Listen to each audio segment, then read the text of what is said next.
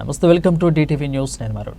మాలోతు కవిత గారి మధ్య భ్రమించి మాట్లాడుతున్నారనలో పరమనాయక్ గారిని విమర్శించే స్థాయి అర్హత మాలోతు కవితకు లేదు. మీకు మీ కుటుంబానికి రాజకీయ భిక్ష పెట్టిందే కాంగ్రెస్. అయితే ఓటమి భయంతో కారు పార్టీ నాయకులు కారు కూతులు కూస్తున్నారు. ఎంపిక గెలిచి ములుగు నియోజకవర్గానికి ఏమి చేశావని ఓట్లు అడగడానికి వస్తున్నావు. మహబూబాబాద్ లో కాంగ్రెస్ జెండా ఎగరవేయడం ఖాయం. కాంగ్రెస్ పార్టీ ములుగు జిల్లా అధ్యక్షులు పైడాకుల అశోక్. బీఆర్ఎస్ పార్టీ అభ్యర్థి ఎంపీ అభ్యర్థి మాలోతు కవిత గారు కాంగ్రెస్ పార్టీని విమర్శించడాన్ని కాంగ్రెస్ పార్టీ ములుగు జిల్లా అధ్యక్షునిగా తీవ్రంగా ఖండిస్తున్నాం.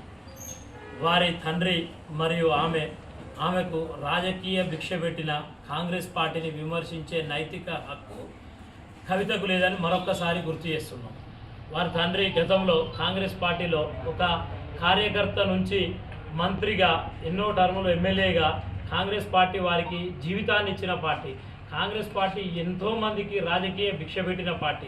అలాంటి రాజకీయ భిక్షతో మీరు ఎదిగి పార్టీని విమర్శించడము అంటే దాన్ని మేము తీవ్రంగా ఖండిస్తున్నాం. ఇంకొకటి, మా ఎంపీ అభ్యర్థి బలరాం నాయక్ గారు గతంలో తను చేసిన మేలు కృషి ఇప్పటి వరకు ఏ నియోజకవర్గం మర్చిపోలేదు. తెలంగాణ సాధించడంలో కూడా ఆయనది కీలక పాత్ర ఉన్నది. అలాంటి ఒక గొప్ప నైతిక విలువలు కలిగిన మా బలరాం నాయక్ గారిని మీద అవాక్కులు చెవాక్కులు పేలడాన్ని మేము తీవ్రంగా ఖండిస్తున్నాం. గతంలో 5 ఏళ్ళు ఎంపీగా ఉండి ఒక్కరోజు నియోజకవర్గానికి తట్టెడు మట్టి కూడా పోయని కవిత గారు ఏనాడు నియోజకవర్గాన్ని పట్టించుకొని పార్లమెంట్ సెగ్మెంట్లో ఏనాడు సరిగా అందుబాటులో లేని కవిత గారు మా అభ్యర్థిని గురించి మాట్లాడడం ఇది దయాలు వేదాలు వల్లించినట్టుకున్నది. మేము దీన్ని తీవ్రంగా ఖండిస్తున్నాం. కాంగ్రెస్ పార్టీయే సుస్థిరమైన పాలనను అందిస్తుంది. గతంలో జరిగిన అభివృద్ధి అంతా మా పార్టీ కాంగ్రెస్ పార్టీ చేసింది, మా అభ్యర్థులే చేసిండ్రు.